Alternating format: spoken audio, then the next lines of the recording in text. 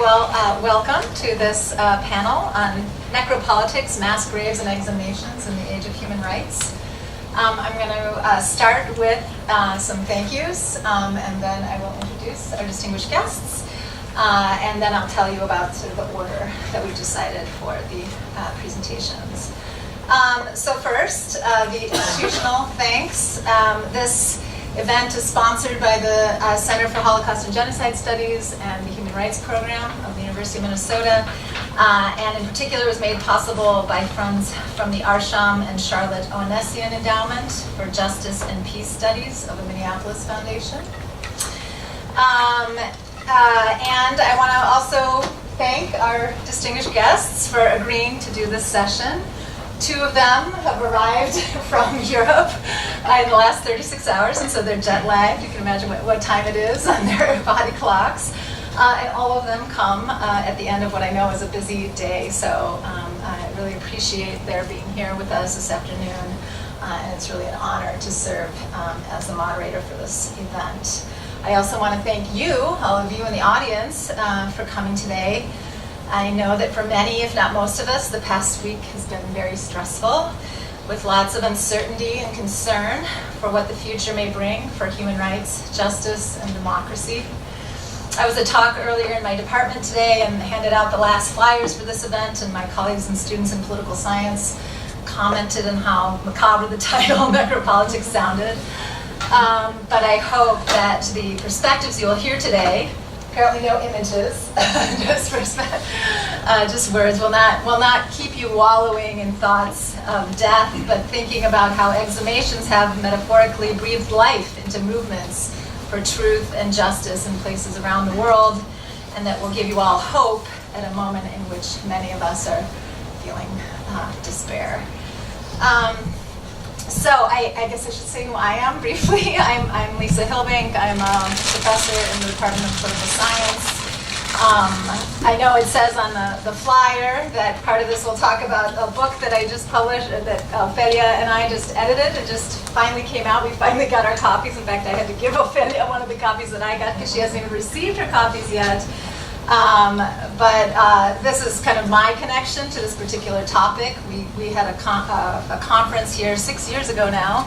And Lindsay was there and Paco came on exhuming bodies producing knowledge in Spain. And it was around the exhumations of the mass graves of the Civil War and the Franco era. But I don't want this to be about us or this book. If you're interested, Ophelia and I are certainly happy to talk about it. Instead, I want to introduce our guests and tell you about their work, and then they will tell you more about it. So first, to my right, I welcome Dr. Lindsay Thomas, a real doctor. Actually, this is very outdated. Oh, okay, all right. Okay, well, I just went online. So she's medical examiner. Is this outdated? No. So Hennepin, are you Hennepin County? That's what I thought. Okay. She's assistant medical examiner in Hennepin County, but she previously served as medical examiner in Minnesota Regional Medical Examiner's Office and many other past pathologist posts. She went to Oberlin College, like maybe some of you here, and then attended medical school at the University of Michigan. And Professor Robben also has spent some time at the University of Michigan in Ann Arbor. And she's the author of several publications, despite being her main job being practicing as a medical examiner. And most importantly, right, she was the co-author of Protecting the Right to be Free from Arbitrary Killing through an Adequate Autopsy and Investigation into the Cause of Death, which was published by the Minnesota Lawyers International Human Rights Committee in 1985. And then later, the Manual on the Effective Prevention and Investigation of Extralegal, Arbitrary, and Summary Executions, published by the United Nations in 1989. And so part of what she will be talking to us today is about that and the Minnesota Protocol, as it's known, that represents. Then to my right, at the end of the table, is Professor Tony Robben. Professor Robben is on the faculty.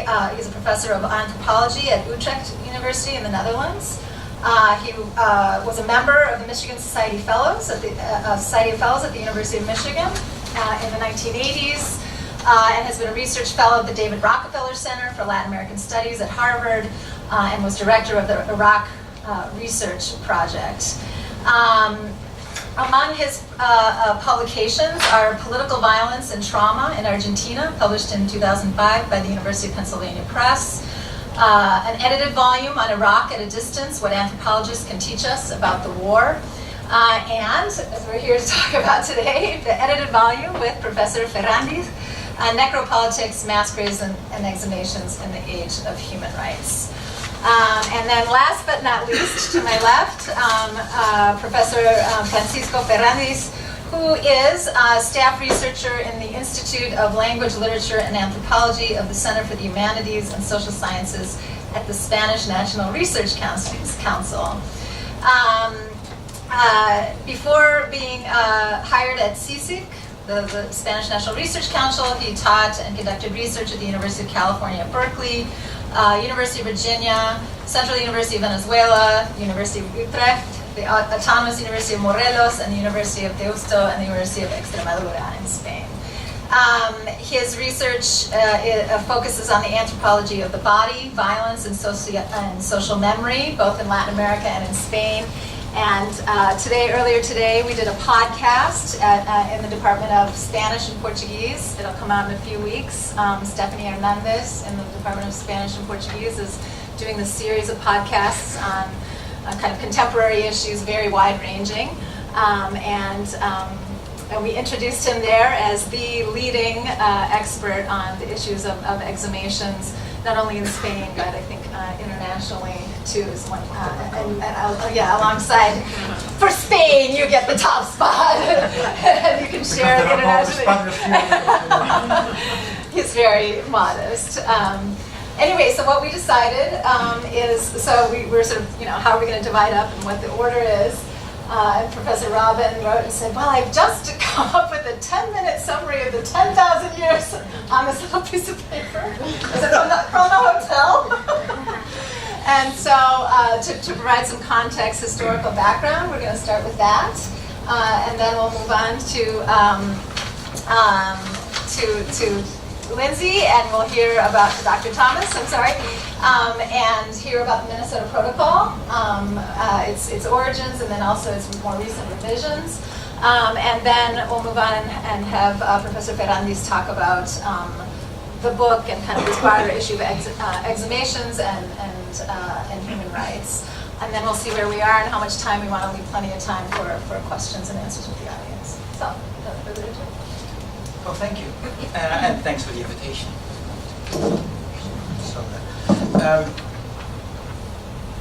What I want to say in these 10 minutes is to show that mass graves are a cultural invention. And now I'm going to give you 2.7 million years of human history in 1 minute, because it's 2.7 million years ago that Homo sapiens started walking upright. And it's 1 million years ago, you see how quick these leaps go, 1 million years ago that humans became tool makers. But it's only 120,000 years ago that we find the first burial of human beings. And that's in present-day Israel. That's where people became sedentary and started building cities and became farmers. And that's when we have the first burial. Known burial was 120,000 years ago. So make a quick jump in time. And then between 6 and 10,000 years ago, the earliest mass graves. There was a mass grave discovered last year in northern Kenya, dated at about 10,000 years, and it contains over 100 individuals, some of them tied by their feet and by their hands. Supposedly these were foragers that were captured by a competing group and then tied down and killed. There was about 6 or 7 mass graves, about 6,000, 5,000 years old, which is in Germany, in the area of Thalheim. Also killings, men, women, children are in this mass grave. And the explanation that archaeologists have for these mass graves is that it denies them an afterlife. Because they have not been buried ritually, so it denies them an afterlife. It's like an ultimate punishment after death. And there's another variation on this, and you could call it a large mass graves, although people will not interned collectively. And those exist in the bogs of England, the Netherlands, and Denmark. There you have the so-called bog people. And what happened is they made an analysis of these people. And they could be of any class. They found women with manicured hands, but all of them have some kind of defect, or they are handicapped, or they are twins. And the explanation is that the women who buried there were probably adulteresses. And what you find in these remains, and they're well preserved in the bark, so all the skin tissue, everything is there, is that they were killed multiple times over. So they were strangled, and they were stabbed, and they were, etc., etc. And then they are preserved in this bog. And by this preservation, of course, the cadaver doesn't disintegrate, and there's no afterlife. So there's another variation. So basically, what you have is you have two types of mass graves, or two types of people buried. You have, on one hand, you have murdered civilians, like the Bog people, the people in Talheim, the people in Kenya, and you have soldiers. There are also mass graves of soldiers. And these mass graves existed up to the American Civil War. It was in the American Civil War that for the first time, soldiers that had been buried in mass graves, as was common at battles. If you go to Waterloo, still farmers find ossified remains of soldiers who were killed in the Battle of Waterloo, and only officers would be taken, high-ranking officers would be taken home. But it was in the American Civil War that they decided to make military cemeteries, and then eventually they would again exhume them and bring them to Arlington. So that's the first time that, so the only thing they have left then are mass graves of civilians. And also with the First World War, the Brits and the Germans and the French, they had military cemeteries. Now, since World War II, you have mass graves of civilians that are hidden. Because before, mass graves were not hidden. If there were mass graves of civilians in World War I, they were at a particular location that was identified. But in World War II, the mass graves are hidden. Because perpetrators were afraid of the repercussions in international law. And there are two forms of international law in which they could be penalized. On the one hand, the war conventions, Geneva Conventions, the Hague Conventions, that punished military commanders who committed crimes against soldiers or against civilians. And then later, you had human rights conventions, against torture, conventions against genocide, conventions against mutilation of the dead. And in closing, because I have only 10 minutes, the war conventions example, World War II in the forests of Katyn in the Ukraine. They had so-called Katyn massacres, where Russians that had entered that part of the world in around 1939, 1940, killed about 30,000 people, many of them high-ranking officers, but also intellectuals, Polish intellectuals. And when at Operation Barbarossa, the German army then invades the expanded Soviet Union, you could say, they find these mass graves and they exhume them and say, hey, these were killed by assassins, by the Russians. The Russians, of course, denied it. And then when the Russians pull out the Germans in those areas, they say, you see, we do exhumations and we show that the people who were killed by the Germans. See, politics at work, the politics of mass graves starts entering then, and you really get necropolitics. And at the time, the Americans, for instance, knew that they had been killed by the Russians, but because the Russians were among the Allies, they were going to support them, etc., etc. And it's only when you could say democracy returns to the Soviet Union in 1990, that's when the files are opened and it is shown that actually the Russian troops had massacred them. Curious footnote is that Putin in the last couple of years is again prohibiting researchers from entering the archives, being against exhumations because it reflects badly on Stalin. Final, human rights, an example from the human rights conventions that I just mentioned. Well, in the 1970s, you have mass graves in Argentina and Chile and Guatemala and Peru, and there these mass graves are hidden from sight because the perpetrators knew that there's going to be a change of time, there's going to be a transition, where we're going to have democracy and we don't want to be accountable to these conventions. So that's those attempts to destroy them, to throw corpses in the Andes, incinerate them, or throw them in the Atlantic Ocean. So there's hiding of the mass graves because of these conventions. So this is kind of the context that is framing this book. Well, that timing works out because that brings us to 1984. And in 1984, I was a newly minted, completely unemployed pathologist in Minneapolis. And I was approached by Barb Fry, who at that time was with the Minnesota Lawyers International Human Rights Committee, which has to be one of the most cumbersome names ever invented for a well-meaning NGO.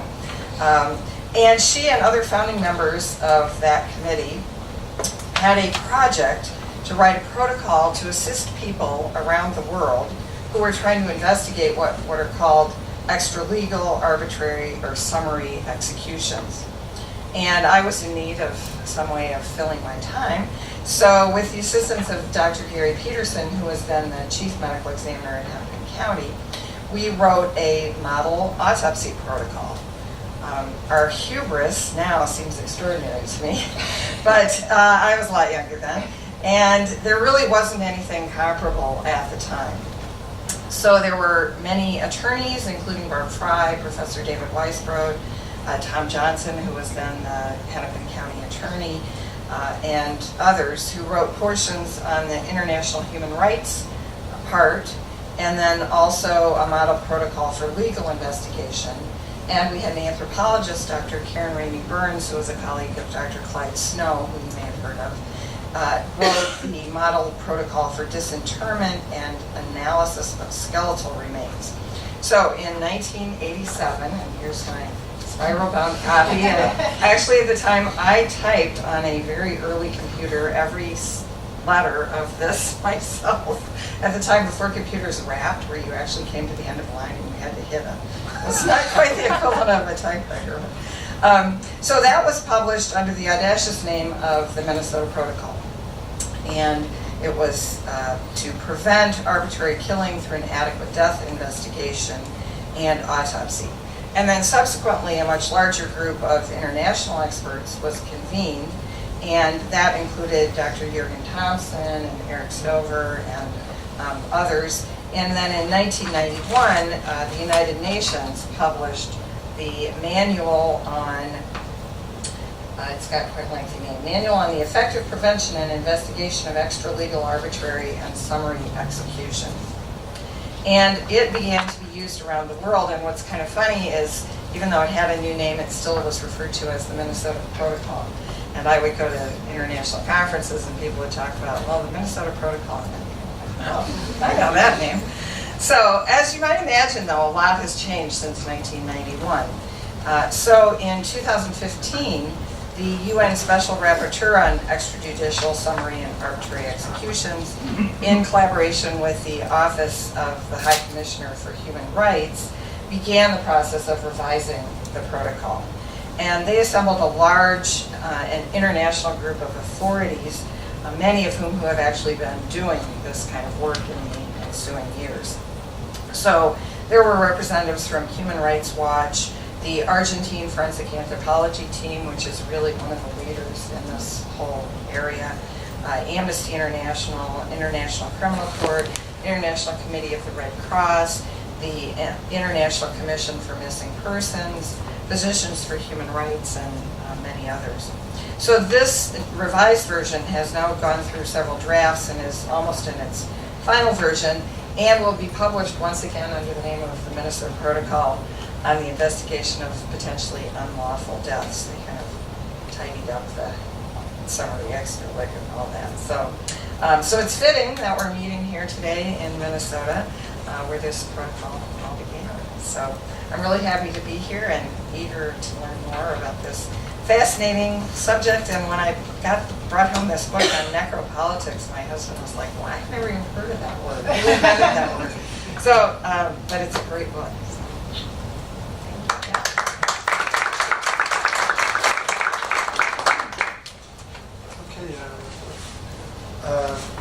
I guess I have to say something about the book itself. Oh. Yeah, I mean, if you want to do a general, and then we can move to specifics about the book, and maybe you guys No, can just very briefly, just to tell you that there is, I mean, this book is the product of a lot of people. It's not just the main coordinators, but during the last 15 years, I'm talking probably more, a couple of million years. He started millions of years ago, as you know. We have been working on these kinds of issues, and basically we are like a multi-headed research team which has a head in Utrecht, another one in Colombia, another one in Madrid, another one here in Minneapolis, and all over the place. And we kind of a network of people trying to understand why exhumations have become such a powerful human rights tool in the 21st century. I mean, this is directly linked to the Minnesota Protocol, because the Minnesota Protocol kind of made it possible in technical terms. No? So basically, the question is why in the 21st century, are we going back to these massacres, particularly of the great wars, of the great genocide and massacres and mass violence of the 20th century. This is basically the point of the book. And then this is a very complex issue which kind of unfolds in different ways. So we usually work in interdisciplinary context. So we are the team, we move around the world. We are nomadic, so to speak.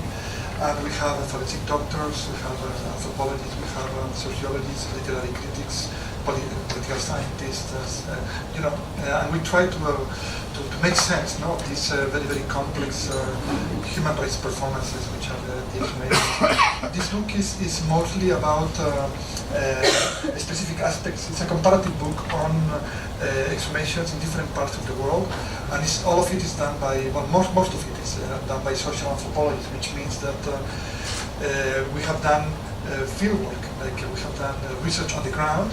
And what we are trying to do in this book is to try to understand the global phenomenon by accumulating or comparing different case studies. No? So, for example, there is a paper by Antonio Robben on the Neolithic. No, not the not the Neolithic. On the South Cone and Argentina. And there's another paper on Peru, there's another paper on Vietnam, and Korea, there's another. So in Greece, my own paper is on Spain. So we are trying to see how these exhumations being linked to human rights practices and within transitional justice framework work in different countries, because these exhumations are not just something abstract, but they are rooted, historically rooted, culturally rooted, politically rooted, and so what we try to make sense is why these exhumations have become so important. And so there are a number of topics coming out of this initial question. For example, what is happening with what now it's called in the social and human sciences the forensic turn, like meaning that the forensic doctors have become so important, such important actors within human rights across the world, even pushing historians to back in some places, for example, in Spain. So basically, in the book we have written an introduction which doesn't go as far. It the past, as Tony's presentation was now, but basically well, it was related to Catin, but also to what the Argentinian forensic team and the work of Gladys Snow. In 1985, I think it was when they found Mengeles' skull, like the angel of death. It was found in Brazil, so Gladys Snow, this forensic doctor, was found in Argentina. He came for the National Endowment, the American Association of Scientists.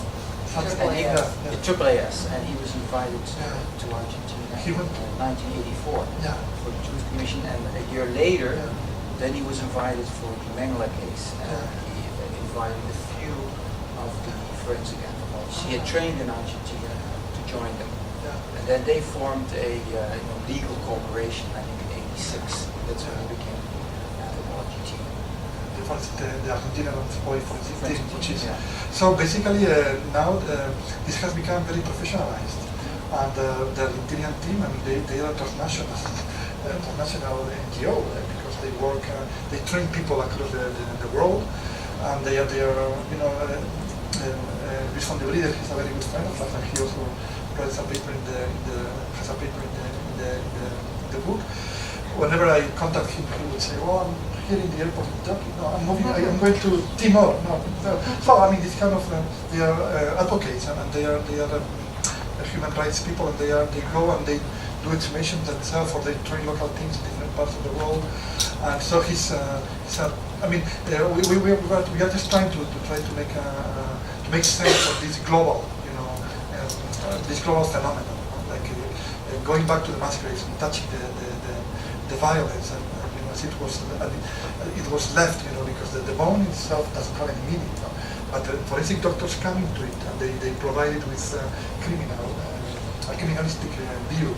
And then you have like religious patterns around exhumations, and there are conflicts between the forensic operatives and religious belief. And then you have the politics, the necropolitics, how the different political parties or different political sensibilities mobilize around civil wars or dead. I mean, the people who are exhumed in the mass graves, the skeletons are highly politically sensitive, very I don't know, complex kind of material. It's a very complex form of materiality. For example, in Spain, there has been a huge gap between the civil war, which took place in the 30s, and the exhumations, which happened in the 21st century.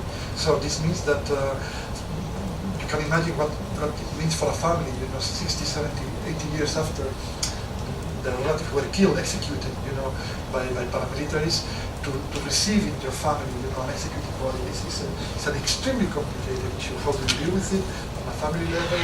How do politicians mobilize around it? How it's technically managed? Are identifications performed or not? What does it mean in religious terms? So all of these issues, are weaved, into the book, and so it's please just read it, because I think it's just a starting point. I don't think there is a collection like this before, mostly anthropology, because it's social anthropology, trying to make sense in cultural terms and political terms of these exhumations. So we hope that this book will kind of promote this kind of research, which I think is very important. Because there are many books, of course, in forensics. It's incredible field, so this is not of forensic science. And the one thing that really, you could say, what are the three major, lines that are there in this country? One is the Argentine, the work that the Argentine team has done, and what has been revolutionary about their work, that they have worked with relatives. And that they want the commission of relatives, and the relatives are, you could say, forensic participants themselves. Because before it was like this, a forensic expert would come in, and so these people, they don't know anything. They might say clothing this, clothing that, I can recognize it, but they don't really know. And the Argentines were the first to do that. The second really major revolution was Bosnia and Herzegovina, because that's when almost unlimited financial funds became available to exhume these. There have been unlimited funds in Hawaii at the station where Vietnam veterans have been exhumed in Vietnam. But Bosnia actually makes a conclusion. And then the third thing is simply technological genius, DNA. DNA revolutionized it. Before you had to do it with dental records, when people have a recollection of the collarbone was broken, or there was this or that. And with DNA, nowadays, also becoming affordable, again, it was very expensive, is kind of the magic bullet that solves many cases, with only one reservation, is that the soil in which the remains are buried may actually dissolve all the remains. Even the hardest bone we have is our teeth. It's the hardest we have. The last thing that survives are our teeth. And there are even acid soils that even dissolve these molars. So relatives come to this mass grave hoping that there somebody will be exhumed, and then the grave is open. And then they find nothing. They find some coloration only. So that's the flip side. That's kind of what called the CSI effect. That people think that, okay, forensic scholars can do anything. They can always identify. But DNA has been really the major revolution. There is also something that the book does, which is also to critically question, the state of things. Like, for example, in the case in Bosnia by Ferran, the Serbians, they committed some of the massacres in Bosnia. They commingled their remains in different massacres. So, what happens when in your family you are receiving pieces of your relative, not the whole relative in anatomical disposition, but just pieces of them, month after month. And so, is this creating a new kind of technological suffering on top of the so these kinds of things are also important, because also the religious communities in Bosnia, Muslim, they had to get together to decide how much of a body is enough to be buried, because suddenly they are not prepared the religion is not prepared to receive the bones in a fractured way. So I think this is very, very powerful, because it's also about what are the limits of this forensic approach to That's highly relevant to the United States also. Think of 9/11 and the 3,000 people who were buried. That's a mass grave. And I remember talking to a young forensic scholar who was there about half a year after 9/11, and I spoke to her a year later at one of these anthropology conventions, and she said what they had is they had a conveyor belt right next to the site, and what they would do, all the debris that would be manageable, they would get this on the conveyor belt, and it would be like 20, 30 graduate students of anthropology, forensic anthropology, picking out the human tissue, anything from pieces of nails, and you can do DNA testing on everything. The costs are going to be staggering. And so they were faced with this situation. When do we hand over the remains to a relative? And then if we hand it over, and then later through testing we find something that you could put in a matchbox, do we hand it over then? And should they then also ceremonially bury it? So then the thing comes, what do we do at this site? This site is a site which is a mass grave. So then they decided finally, great dispute among relative groups, what to do with these small remains that you could not even do DNA testing on. So they have a place. I haven't been there yet.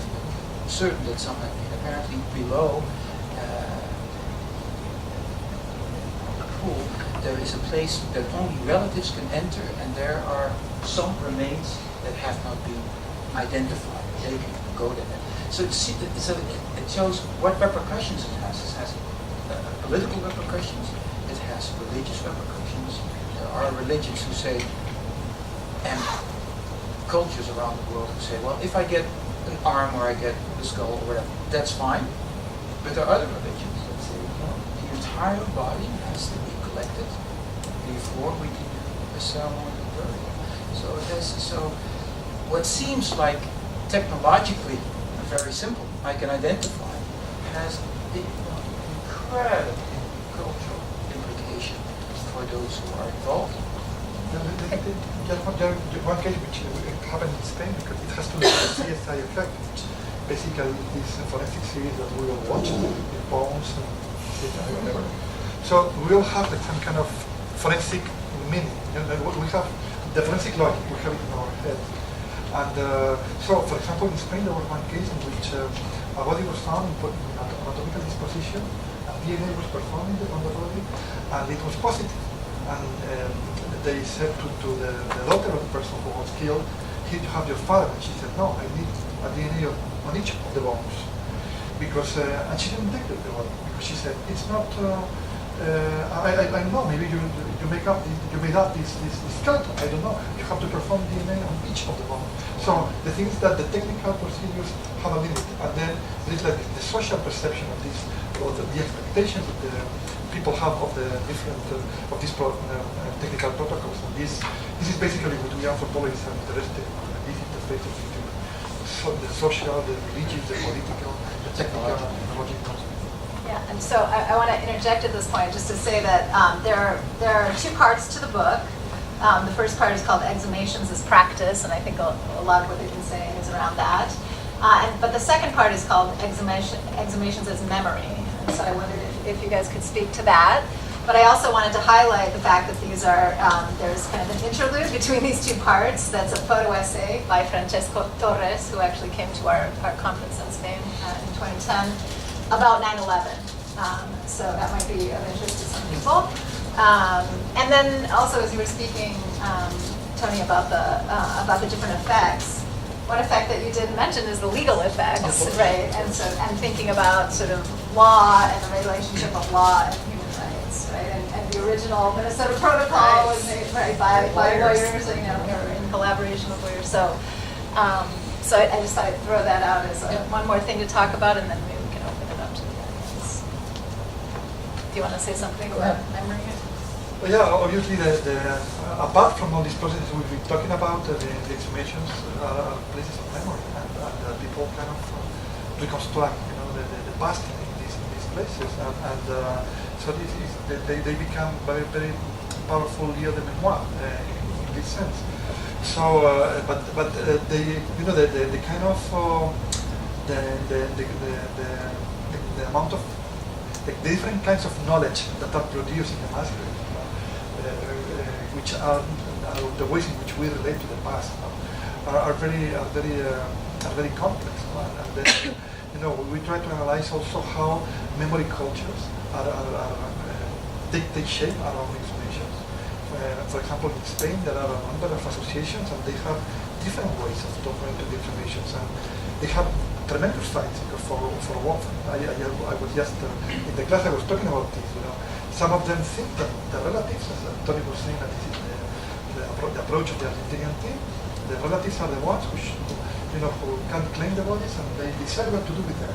But in Spain there are certain associations, for example, who say no. This is about ideology. This is about politics.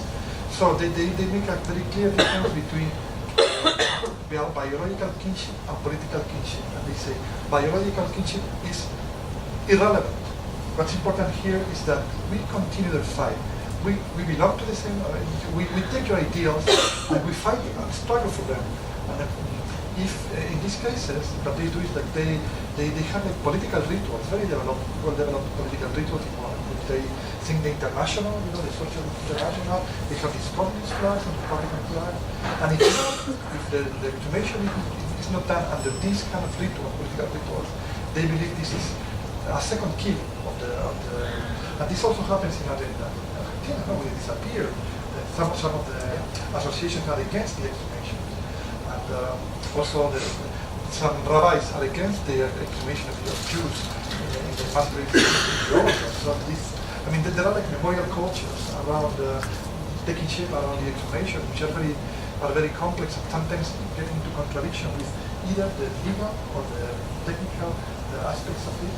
And in some ways, you know, these transitional justice ideas of truth, justice, and reparation, you know, conflict with religious ideas. and then on the ground. And so this is some of it is in the book, and some of it will kind of try to work through in the future, because it's a growing field, and it's really happening everywhere. Let's leave it here and open it. Okay, wonderful. So what I'll do is I'll take 3 questions maybe, and please introduce yourself before you speak, and then we'll let them answer. So, yes. So I'm Jochen Savelsberg of the Sociology faculty here. I work on law and collective memory pertaining to mass atrocities. And some people invest a lot of hope in legal proceedings as strengthening collective memory of mass atrocities, and they have a point. But we can also look at the limitations of law, especially criminal law, because it tells a very selective story. We use the term institutional logic, right? It points at a few individuals as perpetrators. It has a specific evidentiary criteria, certain categories of dichotomy of guilty, not guilty. It's a very reduced narrative. And of course, and Paco, you I think referred to this a little bit, but I would like you to think a little more about it. There is an institutional logic to the exhumation of graves, the story of mass atrocities. We might invest a lot of hope, like President Roosevelt and Justice Jackson invested a lot of hope into Nuremberg. But again, like in law, there are limitations. So what does this story that comes out of the mass graves look like compared to the story that comes out of a criminal trial, or the story that comes out of historians' accounts? If you could speak a little bit to the limitations that the, if I use that term, institutional logic of exhumations imposes on the history that is written through this means. Okay. Anybody else who wants to join in? Okay. Well, I had a similar question. Introduce What? yourself. My name is Ophelia. I'm from the Department of Spanish and Portuguese Studies.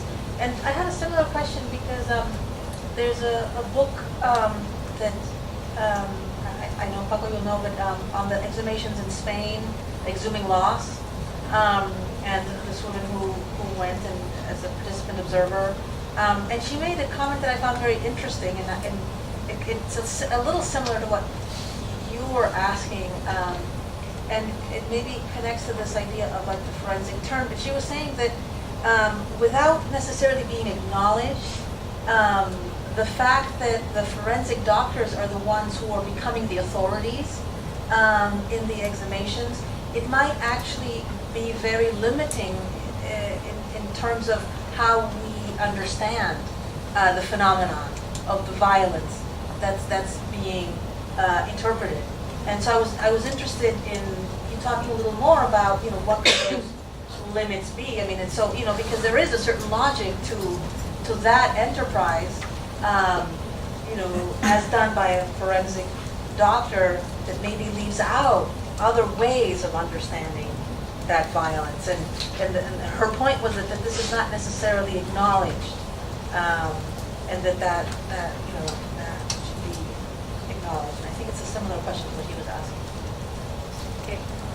I'm Ana Porcellito in the Special Portuguese Department also, and I want to know if you're talking about, if maybe I misunderstood, 2 different moments in the necropolitics. The moment of the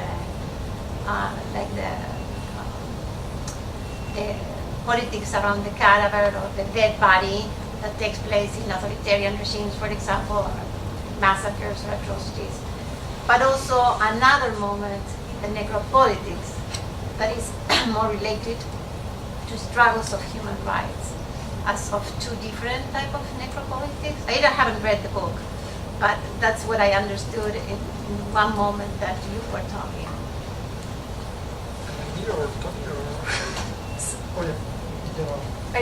You're asking both of them? Yes, all of them? yeah. I'm asking both of you. Yeah, Okay. but when you mentioned something, that's the moment I thought about it. It wasn't your comment, but your comment. Okay, so that's round 1. Do you want to start, Tony? It's fine. Let me take the question of the forensic doctors as experts. The word of the year this year is the word post-truth, according to the Oxford English Dictionary. And post-truth. So it's kind of the notion that ultimately evidence doesn't count, but emotions count. I'm always very, very, very, very cautious when I'm in another country to comment on political situations and things that happen. I've learned that in Argentina and Brazil. But with all due respect, I think with the last presidential campaign, you could see the value of the term post-truth. And so there's two sides to it. On the one side, we can tell you're absolutely right. That if then the forensic doctors become the experts, then you also almost get some kind of like a medicalization of the dead bodies. And ultimately is, as it shows on the cover, the red dots are the bullets. That is the most physical. You can't really very hard to see the tiny with your hands. Yeah.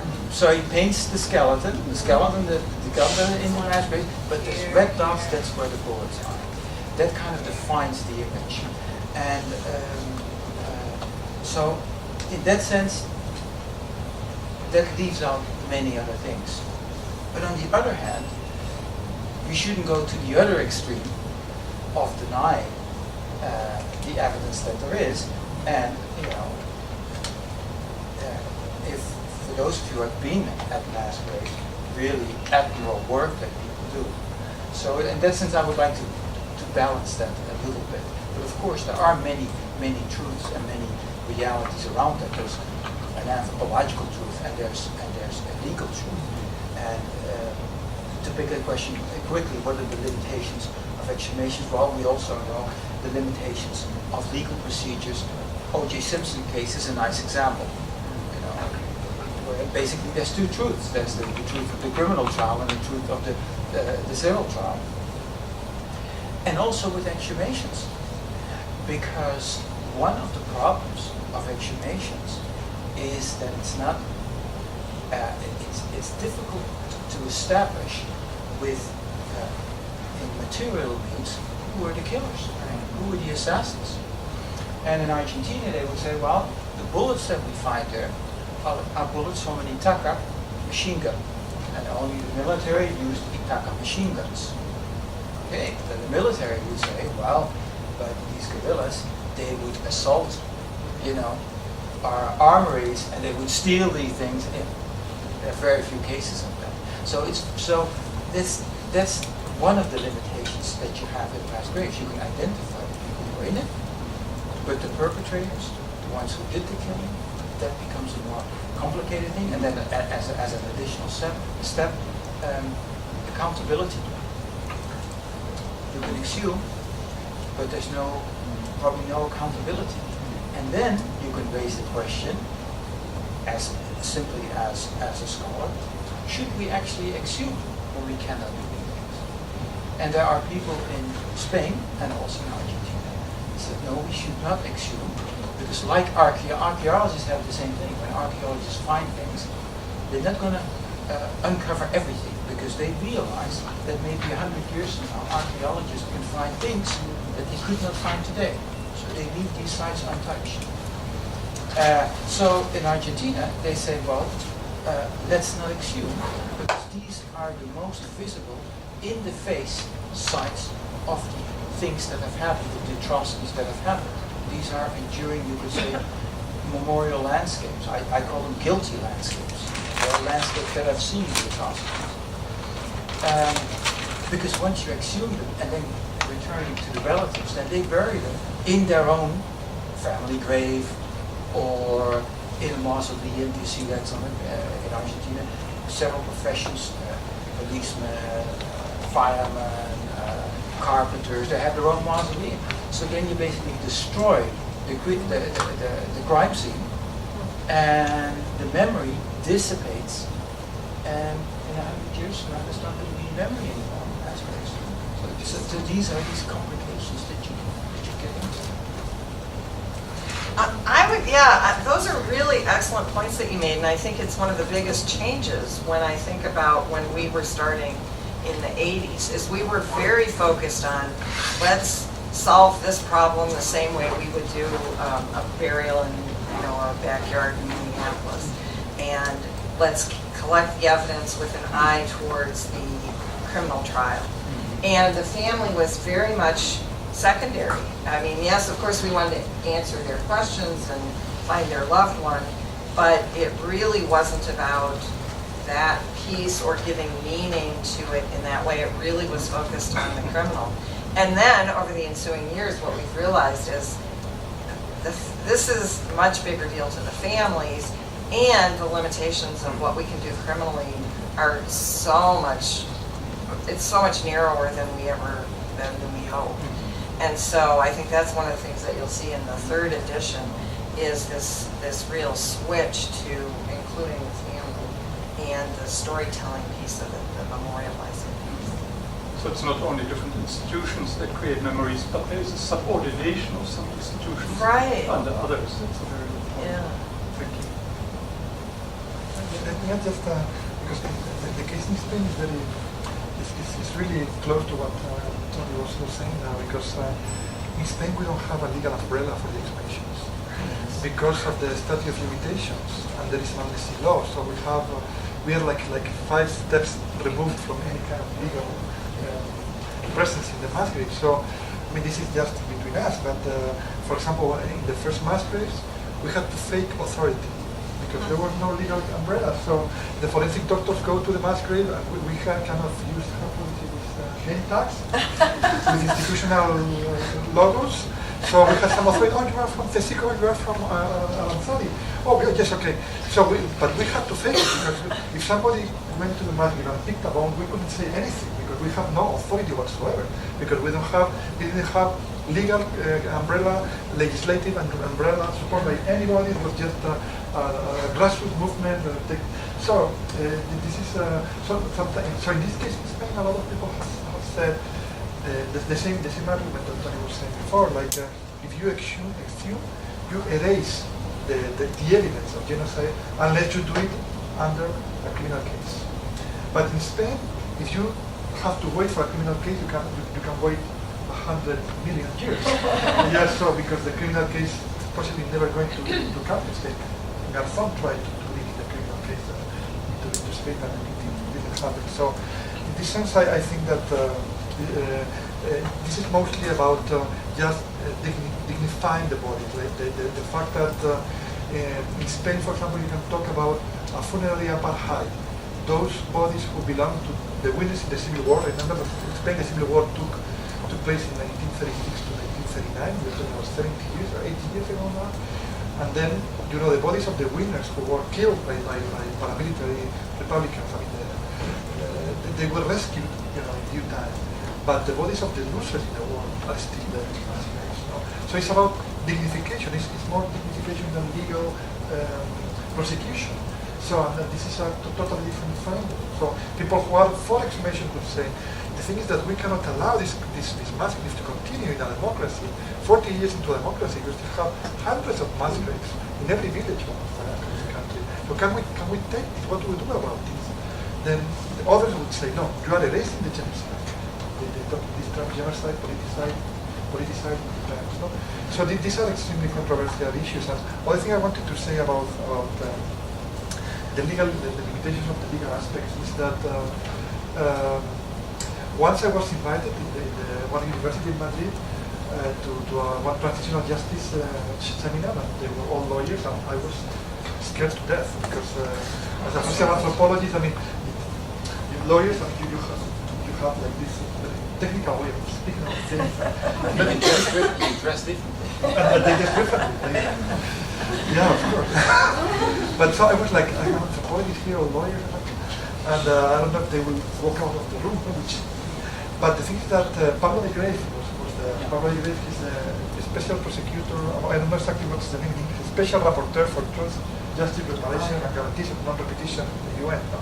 So he just gave the keynote speech, and he said, you know, we are always talking about these legal things, and we don't know what's going to be the social efficacy of these legal measures we take. We have no clue. Sometimes we organize this huge truth commission, and then the effect on victims is none. And sometimes we just make like this small gesture, and it has an incredible efficacy. So we need to talk, we need to do research on the social aspects, the social side of it. And then I started to feel more comfortable. And I said, okay, they won't walk out of there now because he kind of set it up for me. But I think there are limits to obviously to the technical aspects.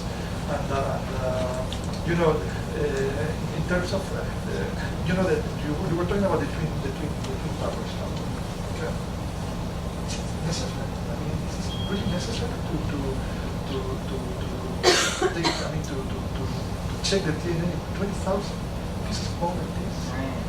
Is it something we have to do, or is this like the forensic logic kind of imposes itself in the processes in such a way because of the CSI effect? The CSI effect is or whatever. It's like the silver bullet that we were saying. No?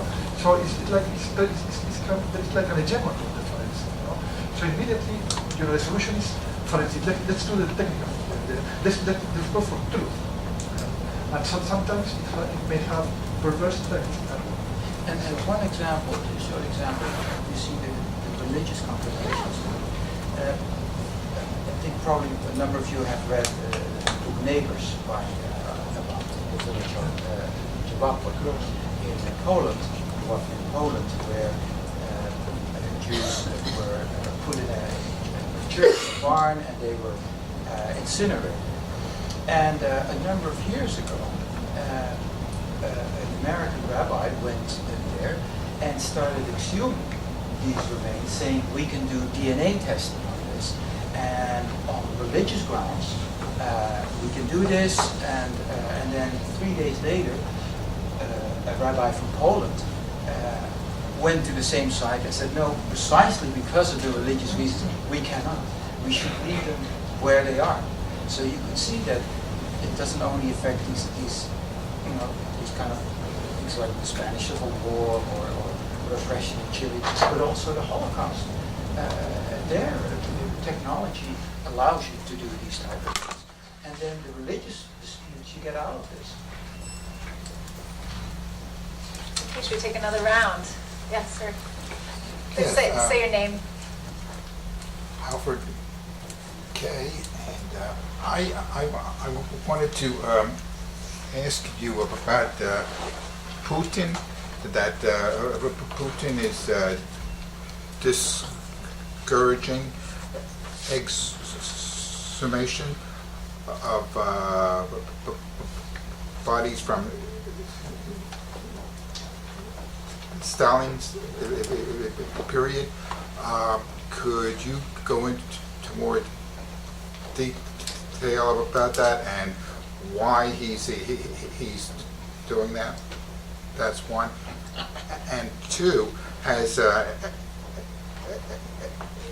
exhumation of mass graves, has that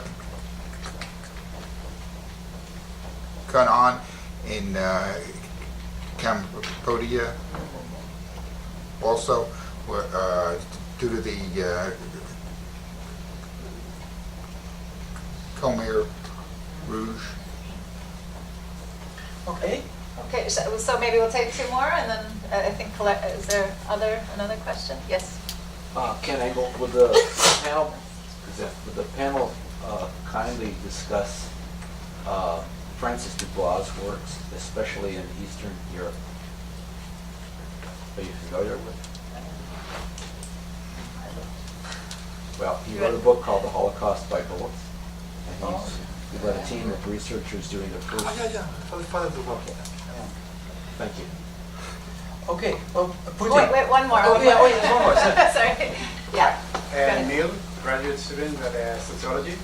Just curiosity about the rule of the death. I know there was just been published a historical book on how the social rule of death in our society. So I wonder if you have anything, by working with bodies, obviously you are bringing them back to life or putting them back into the social world. But what about just the rule of death per se in that conception, if that makes sense? Okay, so now we have three. Okay, so let me start with Putin. So what happens is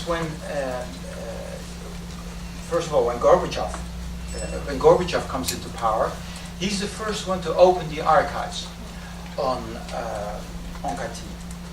And then comes Yeltsin, but there's so much turbulence within Russia that it's not even be touched upon.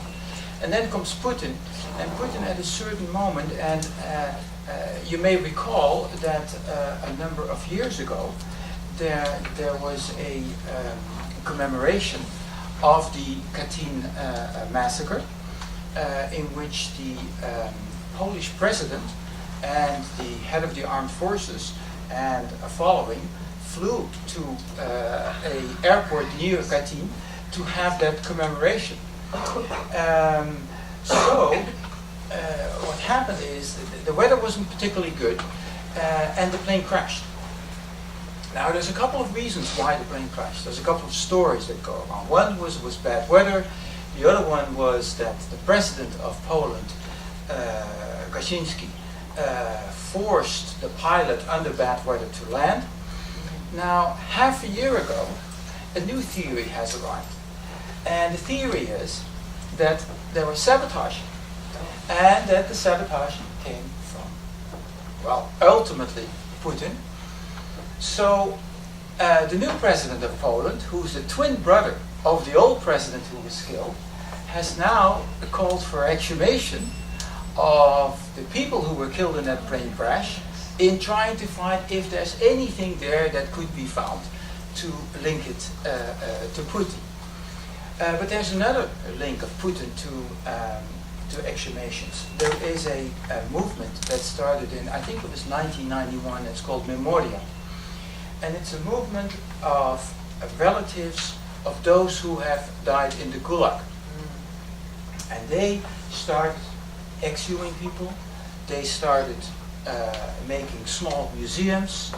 And in the last 2 years, the offices of Memoria, it started in Moscow, but also offices in other parts of Russia have been raided by police for whatever reason. Usually it's something like you're receiving money from Europe or the United States and you're not paying taxes on it or something. And then they take the computers, they destroy the archives, they repress any collection of,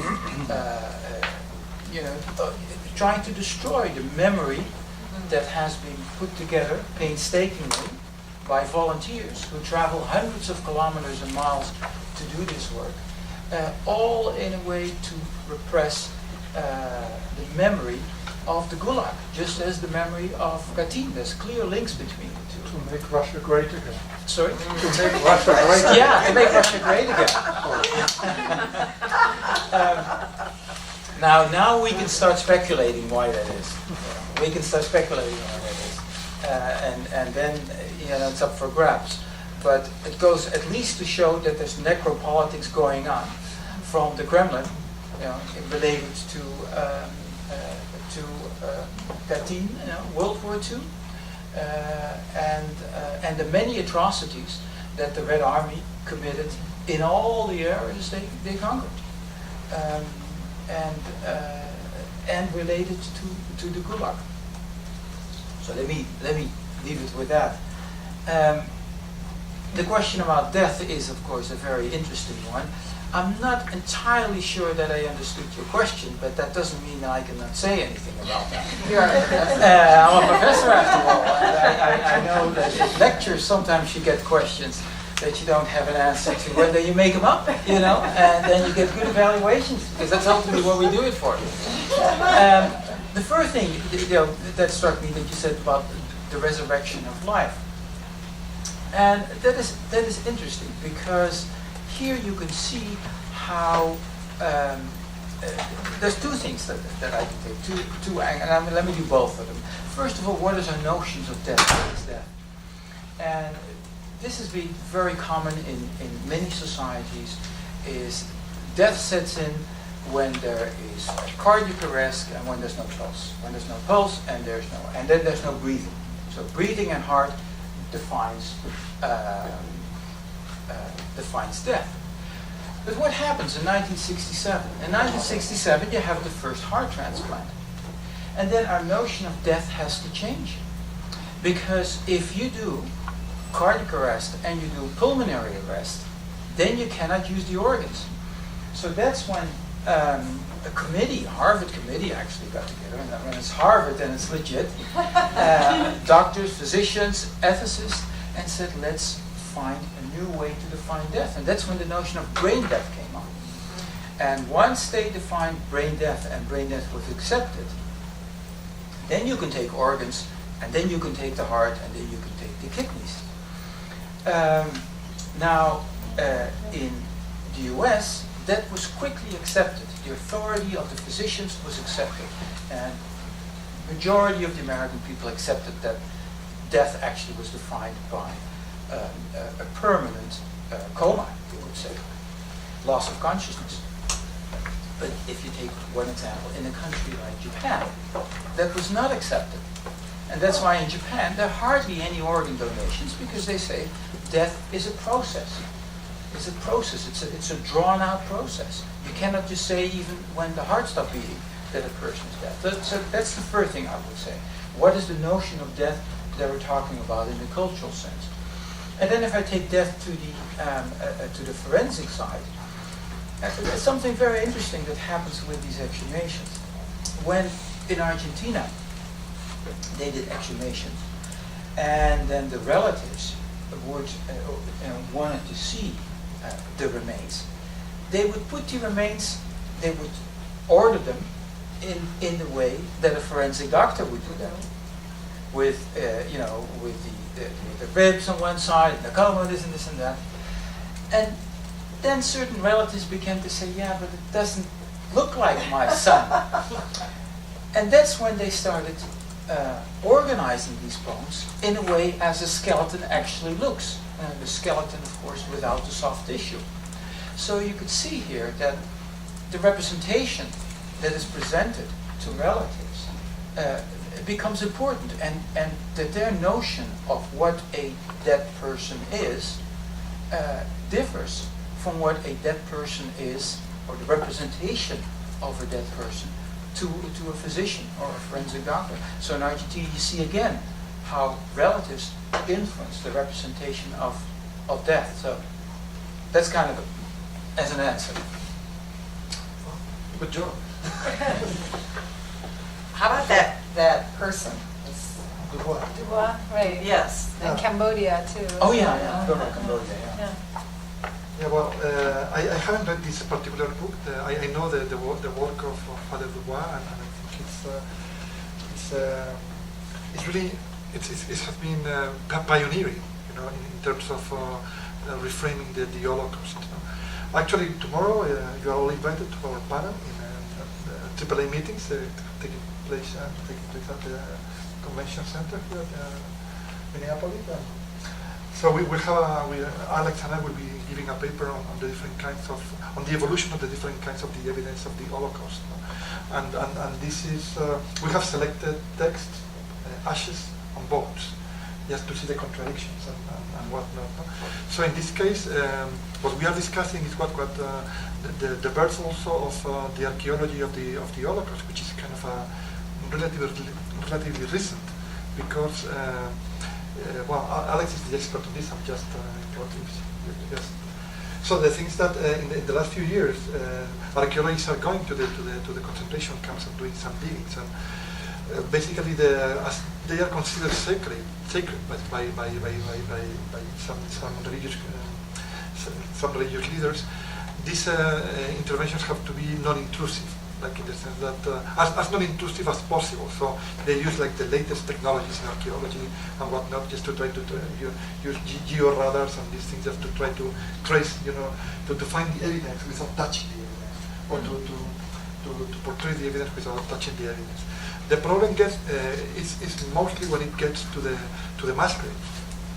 Once they approach the mass graves, the tension grows, because this is human beings. It's not just architectures or just even gas chambers, which are kind of, they have like a sacred kind of aura, no? For the Jewish communities. No? So now we are trying to start to make sense of this, because as we have actually talked a little bit about the Yevapne case, in which the exhumations were stopped by the rabbis, saying like basically what they argue is going back to the sacred to the sacred books, that the body of a Jew once buried cannot be exhumed, cannot be exhumed. And there was some discussion between the rabbis, and I think that this American or Chicago rabbi said, okay, let's try to make a deal.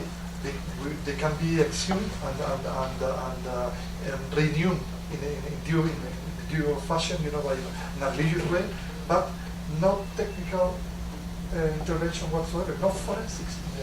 So it has to be religious people, touching the bones and moving them to another sacred place. Because we work. I mean, the question there is like, is the religious belief is that you accept the disposition of the bodies by the perpetrators. So do you accept this as a proper barrier for a Jew, for example? I mean, according to the rabbinic laws.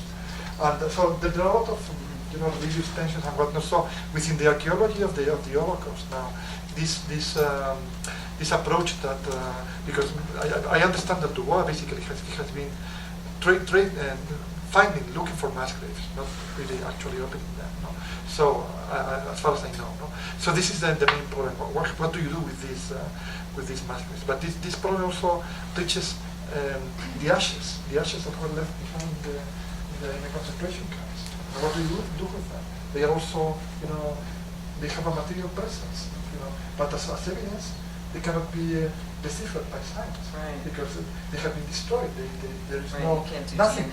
You cannot do DNA. You cannot individualize bodies. You cannot. So all of these things have been discussed now within the new archaeologies of the Holocaust. And in the last year, I've been to one conference called. Well, I couldn't go to this one, but I was invited. The forensic term in Holocaust studies, and then the genetic term for Holocaust studies, meaning that even Holocaust studies, which was far, I mean, it was not, the main evidence for the Holocaust was not the mass grave, it's reaching its mass grave. So I think that the process is even getting to the so there is a lot of work around concentration camps of this sense. This is an issue which is growing, and we are learning as we go also, because it's happening in so many different circumstances. It's difficult to know all of that. And how about Cambodia? Yeah. Cambodia, I think in Cambodia they have the things about rearranging and displaying the bodies. No? In which ways do you, because they have this displays of thousands of people who were killed, so you can visit and actually see the bones. But this in other contexts, see the fact of having the bones on display is very problematic. For example, in Spain you couldn't have an exhumed body from the Civil War on display in a museum. That could be, totally I realized no-go area. Actually. This display was done by the Vietnamese. When the Vietnamese entered Cambodia in 1979 and beat the Khmer Rouge and found these mass graves, they were the ones to put this up on display and show the atrocities that had happened here. But Cambodian people are very uncomfortable with that. Those are their relatives who are on display. Think of it. And of course, also in this country, you had that with Native Americans who were in museums, and they were finally repatriated to their grounds because it is somebody's uncle or somebody's grandfather that is on display in a museum. And that's precisely happening in Cambodia. So it's extremely problematic. And Rwanda is another example where there is this display that is, I know this from Dutch politicians who have been to Rwanda. I said, the first thing they do when you arrive in Kigali is they take you to these places to show this has happened, But these are people there that are lying there on display for political reasons, obviously. Okay, so we've until 6:30. So we definitely do at least one more round. Yeah. So we're talking about examples. I'm Marie, second year in sociology.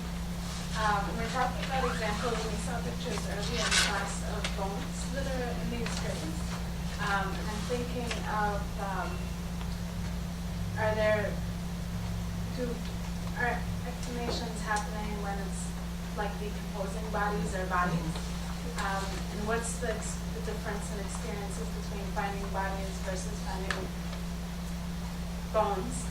And I'm asking this because I'm thinking, because I can't help but think about Syria now and the mass graves now, and what the logistics even is to identify mass graves and then go through the process of exhumation. Any other questions to add to this round, please? Natalie, in biography, in the right class, and probably this is going to be more toward you. I know you mentioned that you worked on the Minnesota Protocol, and there's been a lot of modification or change to it. I wanted to ask in terms of kind of close to what you were saying, like in reference to like Rwanda or in the Democratic Republic of Rwanda, where there's assumed a lot of mass graves there. When is it safe to have people to go there and start digging because it's so recent? And is there a process, like a time frame where you can do this?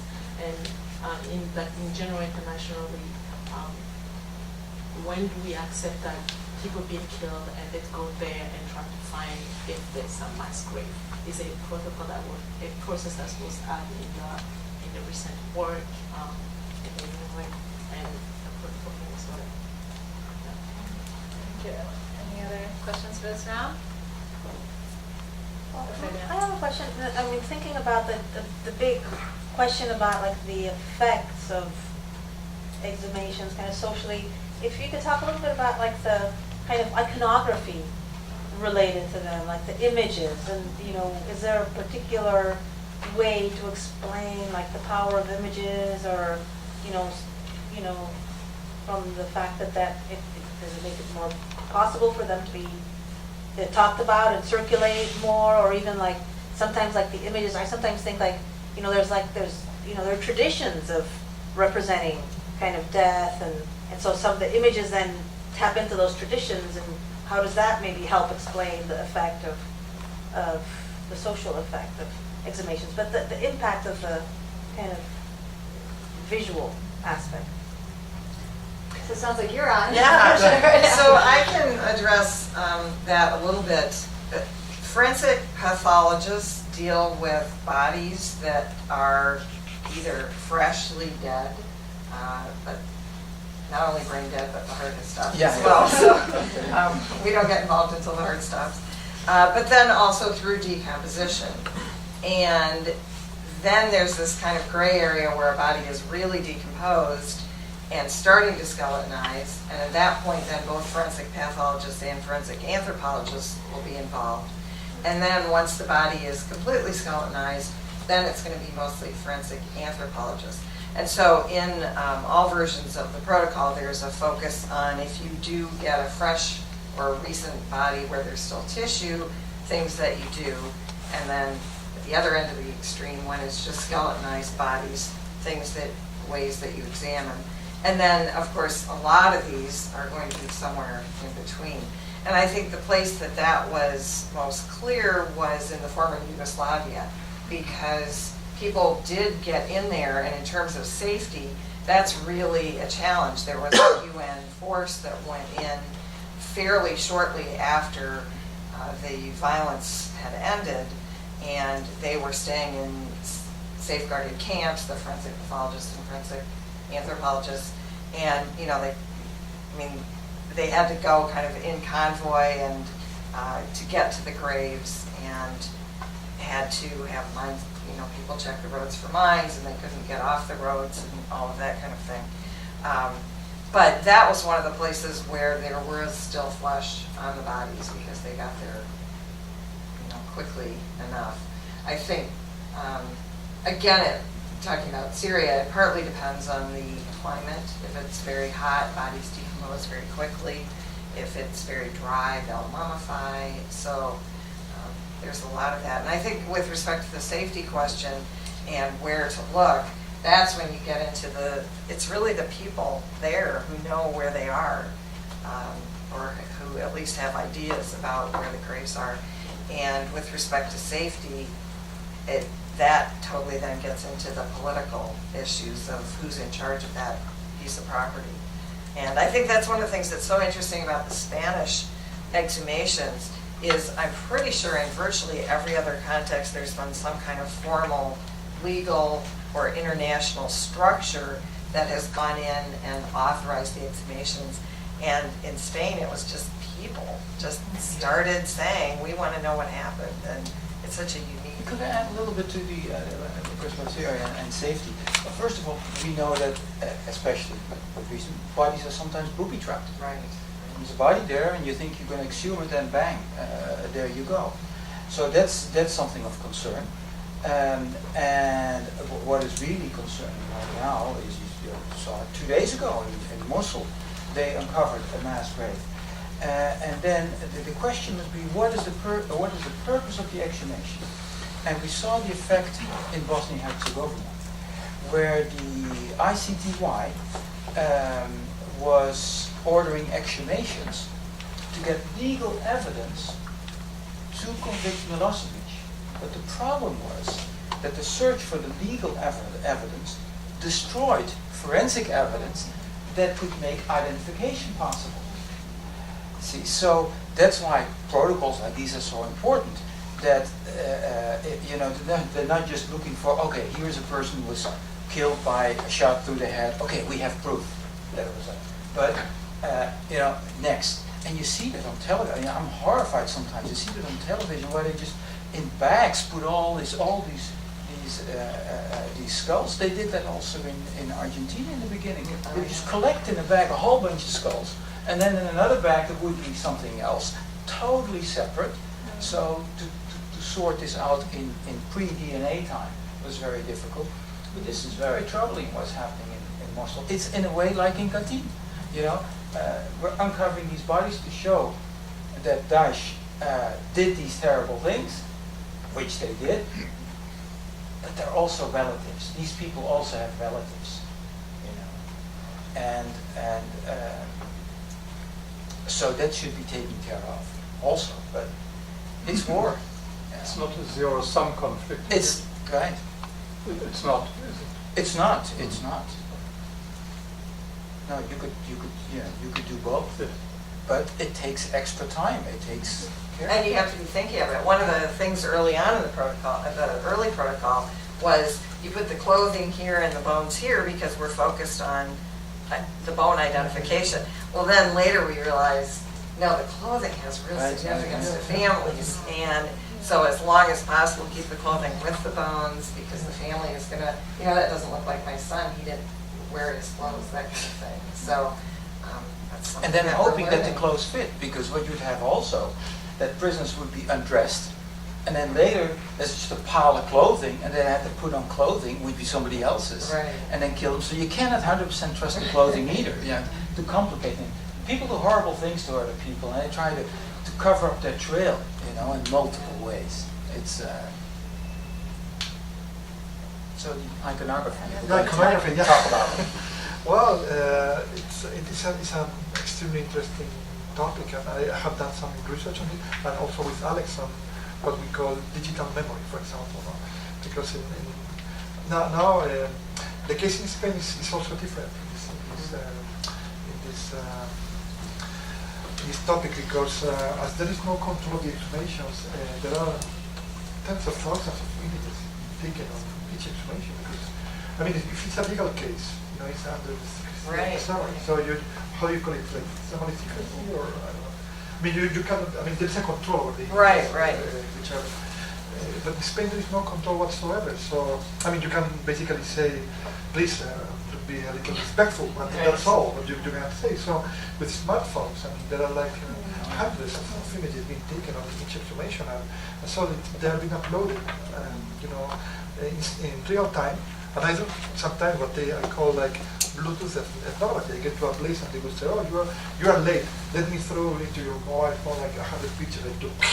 So I get my mobile phone like, I mean, the memory now, I mean, memory scholars are really worried about the effects of the digitalization of remembrance, no? Because it's totally changing all the analytical frameworks of contemporary memory building, no? And particularly with these kinds of things. So in Spain, at least, yeah, I think there has been like an excessive protagonism of bone, of the bone. The bone has taken, you know, the central stage, and I think this is not good. I mean, it's impossible to avoid, but there has been like a promiscuity because there are so many images of bones flying around. But also, Paco, because you know, in what do you call Western civilization, representations since the Middle Ages of death has always been the skeleton. Oh, yeah, and it's very close to the Baroque kind of painting. You know, like all these bones and all these you know, Gothic kind of. So it's all connected, you know, with the punk culture also, if you wish. But there has been an excess of imaging. So, and I think that this causes what we may call like the saturation of empathy. I mean, the ability to empathize. Right. It kind of blocks itself because we've seen so much of that. You know, so I think that everybody in Spain now anybody can close his or her eyes and imagine, you know, a masquerade. It's in the optical unconscious of that society. These bones are there. You know? But the excess of bones, it makes them irrelevant. It banalizes, you know, the suffering because there is so much of it. And so when you, even myself, who I'm a researcher, I'm kind of, I get more bones. I go to my Facebook profile and I have all the associations and more bones and more bones and more bones. And it's like, not today. So even myself, who I'm, you know, I'm a scholar, I should be analyzing it, and I'm kind of overwhelmed by so I think that, but in this kind of massive, you know, display of bone display that has taken place in Spain, there are some images that have become iconographic of the process. I don't know exactly why, but for example, there is one hand that appeared it was a hand part of the era with a ring. It appeared in an exhumation in 2004. And it's so famous. I mean, it's like everybody knows about this hand. And I actually was there when it was found. And some of the images, for example, the image on the cover of the book, it's related to a drawing which has become on the 2004 exhumation in Villamayor de los Montes in Burgos. It's very famous. This drawing, and I don't know why. Some images just capture the imagination or become iconographic of a process. You know? And so, yes, you can say that there is an iconography of exhumations in Spain at this point, and I could just choose you like 10 or 15 images that are paradigmatic of the process. But this is, you know, we think, you know, hundreds of thousands of images taken on the process. So I think we should pay a lot of attention to this, and also I think that in part we scholars are guilty of it because I was in class, in Joachim's class, and I was showing a lot of bones myself and in my PowerPoint. But at first, when I started studying this, I was very I didn't want to have any bones in my PowerPoints. But I could be giving maybe a presentation like this with two forensic doctors, and the forensic doctors were like bone after bone after bone after bone. Yeah, I know, it's pretty rare that I show up without photos. It was like just very good holes and whatnot, and I was like a man just putting a flower, you know, I was kind of the social part, this kind of social part of it. You know? And so I think I have absorbed part of these bones into my, but this is because, you know, you get kind of reciprocal contamination of pollution, you know, between different professionals, no? And so now they also show flowers. Well, that's good. You had a good influence. It's not just bone, but this is a process, a very, very complex process, and I think it's very interesting to follow up. In the 19th century with photography, you see an enormous expansion of photographs of people who are dead. You know, make a photograph the death of a child or whatever, and that would be circulating. You know, and at a certain moment in the 20th century that we stopped doing this. That was very common in the late 19th century. All these images of children. There's a wonderful book called, I don't know if you've seen it, Wisconsin Death Trip by LINDSEY, I think is the guy, LINDSEY. And he in Wisconsin, he got hold of a photographer, I have many of those photographs. Wisconsin Death Trip, wonderful study. LINDSEY, L-E-S-Y is his last name. And then you see that, all these images that were taken by the town photographer. So we should end? No, well, I think probably it's, getting to dinner time. And so anyway, let's thank our guests.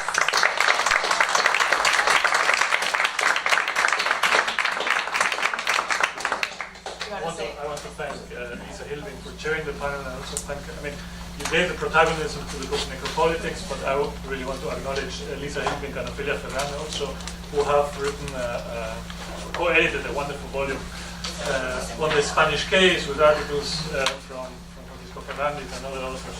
So, well, thank you all for coming, and thank you, Lisa, for chairing this panel. Thank you for all the presenters. Thank you so much. The audience.